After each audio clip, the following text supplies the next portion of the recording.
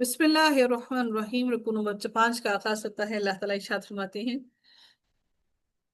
اگلی قوم کا تذکرہ شروع ہو رہا ہے۔ پہلے نوح علیہ السلام کا 2 رکوع میں ہم نے پڑھا، اب پڑھ رہی ہیں۔ اللہ تعالیٰ فرماتے ہیں عاد کی قوم کے بارے میں، وَإِلَىٰ عَادٍ أَخَاهُمْ، اور ہم نے بھیجا عاد کی طرف ان کے بھائی ہود کو۔ بھائی کیوں کہا گیا؟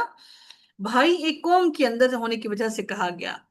ہود کو بھی سیدنا ہود علیہ السلام ان 4 نبیوں میں سے تھے۔ یعنی کہ ہود علیہ السلام ان 4 نبیوں میں سے تھے جن کا تعلق عرب سے تھا، جنہوں نے عربی زبان میں بات کی، اور وہ سیدنا ہود، صالح علیہ السلام، شعیب علیہ السلام اور محمد صلی اللہ علیہ وآلہ وسلم ہیں۔ سیدنا ہود علیہ السلام اس دور میں آئے جب ان کی قوم گمراہ تھی، برے طریقے سے شرک میں مبتلا تھی۔ قالا،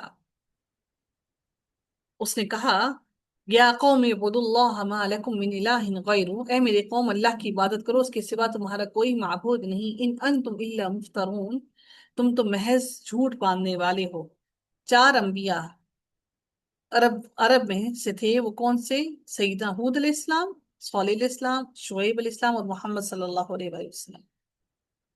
ان کے نام یاد رکھیے گا، ہود علیہ السلام، صالح علیہ السلام، شعیب علیہ السلام اور محمد صلی اللہ علیہ وآلہ وسلم۔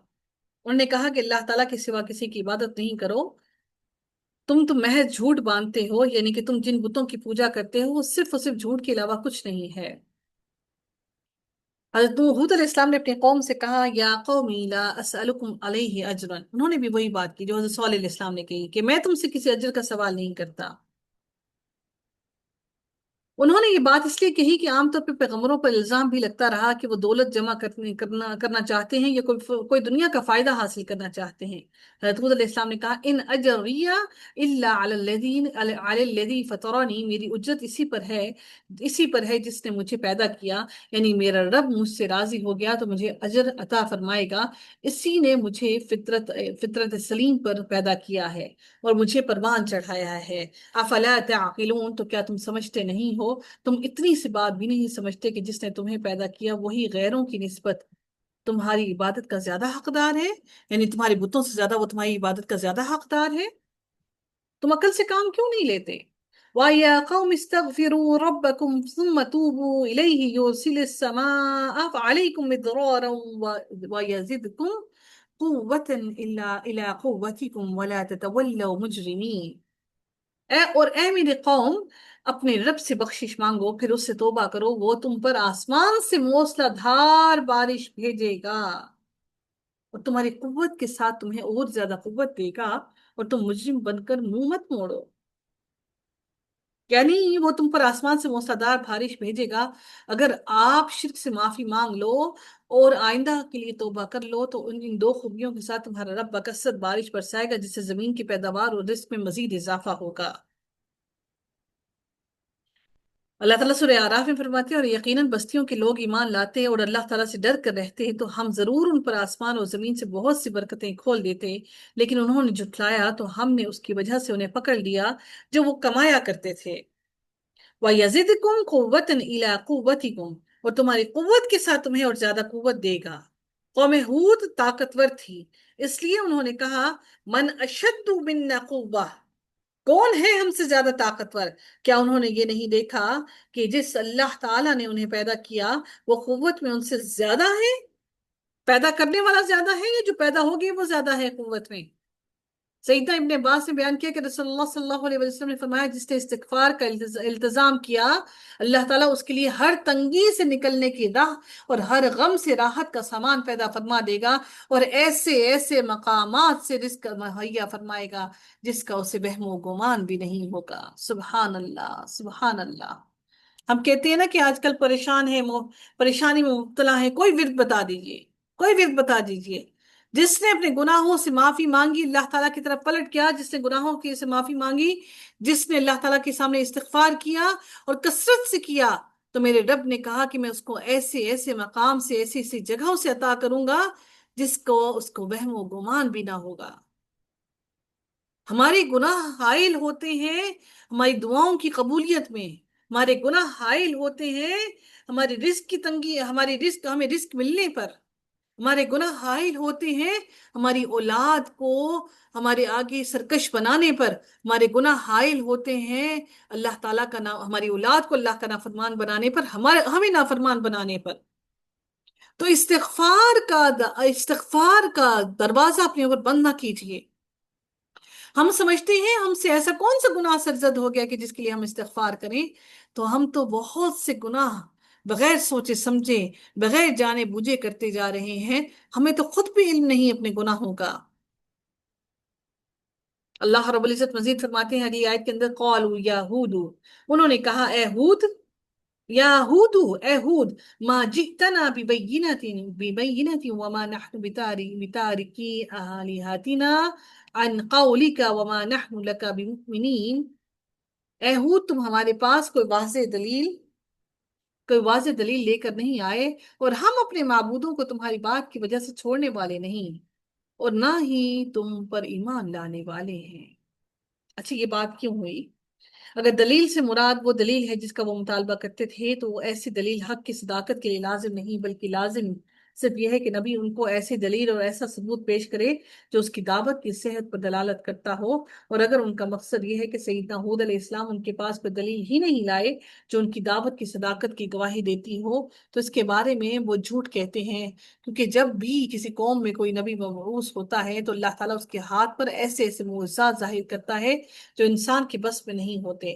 اگر ان کے ہاتھ پر کوئی معجزہ نہ بھی ظاہر ہوا ہوتا سوائے دعوت کے، جس میں دین کو اللہ وحدہ لا شریک کے لیے خالص کرنے کی تاکید ہو، نیک عمل کا حکم دیا گیا ہو، اور انسان کے اخلاق بہتر بنانے کی کا حکم دیا گیا ہو، یعنی شرک، فحش کاموں، ظلم اور دیگر مختلف قسم کی برائیوں سے روکا گیا ہو، اور نیز اس کی تائید میں حضرت سیدنا ہود علیہ السلام کی وہ صفات بھی ہوں جو مخلوق میں سب سے اچھے اور سب سے سچے شخص کے سوا کسی میں بھی نہیں پائی جاتی، تو ان کی صداقت پر دلیل کے لیے یہی چیز کافی تھی۔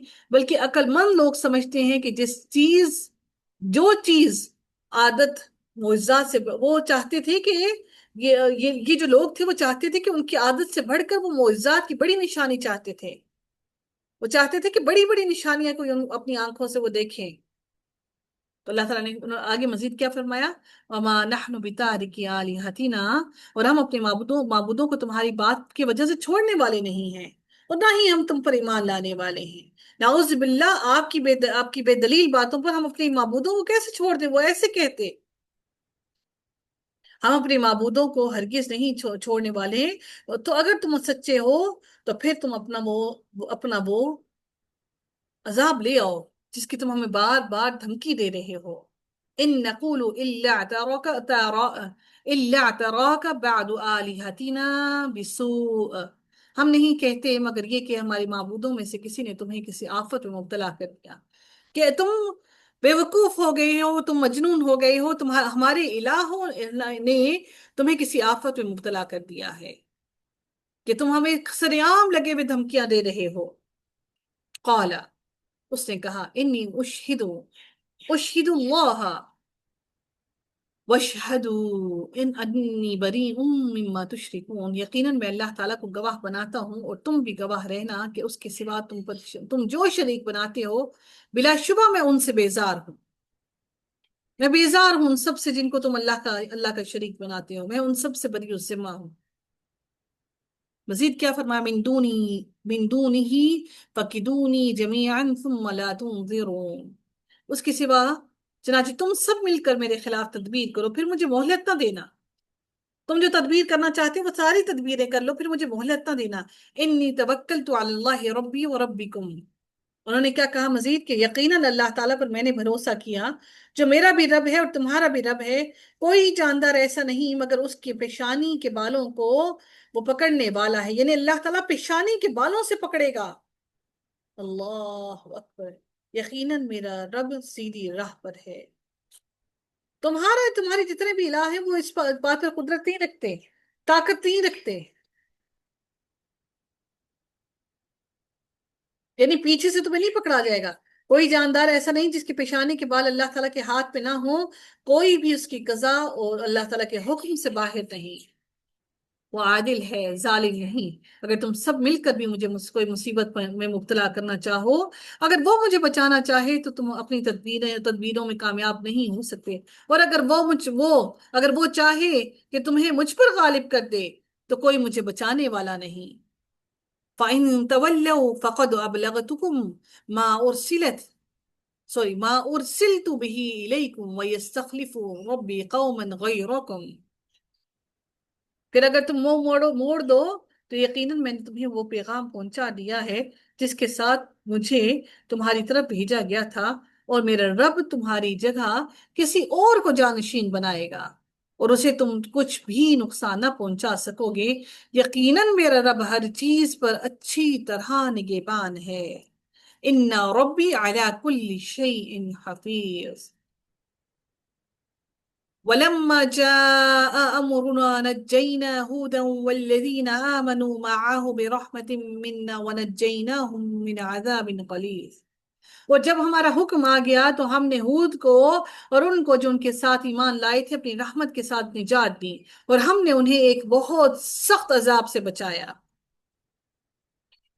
اللہ تعالیٰ کہتے ہیں، فرماتے ہیں سورہ حاقہ میں، اور جو عاد تھے، عاد والوں کے بارے میں فرماتے ہیں، اللہ تعالیٰ نے اس قوم پر ایسا عذاب بھیجا کہ اس عذاب نے ان کی ایسی حالت بنا دی کہ ہر چیز بوسیدہ ہڈی کے مانند ہو گئی۔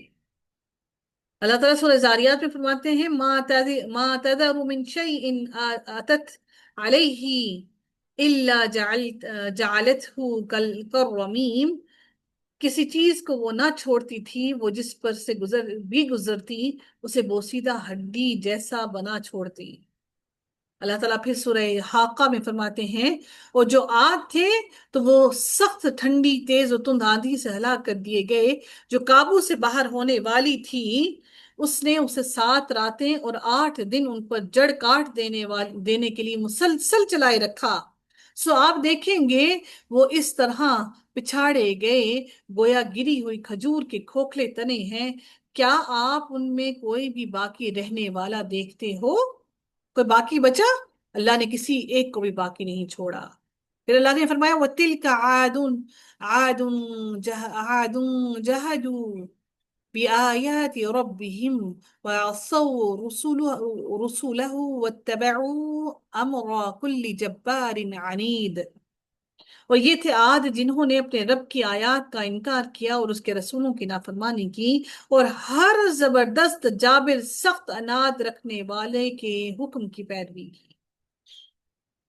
جابروں کی پیروی کی، وہ جو اللہ کی راہ پر بلاتا رہا اس کو سنا ہی نہیں۔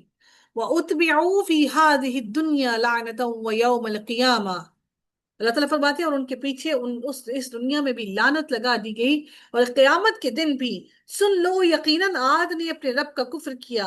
سن لو، ہلاکت ہے عاد کے لیے، جو کہ الا بعد عاد قوم ہود، جو ہود کی قوم تھے۔ اللہ تعالیٰ نے ان کے لیے کیا کہا؟ لعنت ہے اس قوم پر، یہ یقیناً کفر کرنے والے لوگ تھے۔ اللہ تعالیٰ ہم سب مسلمانوں پر رحم فرمائے، ہم سب کو عمل صالح کرنے کی توفیق عطا فرمائے، دنیا اور آخرت اللہ تعالیٰ ہم سب کے لیے آسان بنا دے۔ اللہ رب العزت سے دعا ہے کہ رب کائنات ہم سب کے لیے عمل کرنا آسان بنا دے۔ اللہ تعالیٰ ہمیں گناہوں سے دور کر دے، گناہ کرنا ہمارے لیے مشکل کر دے۔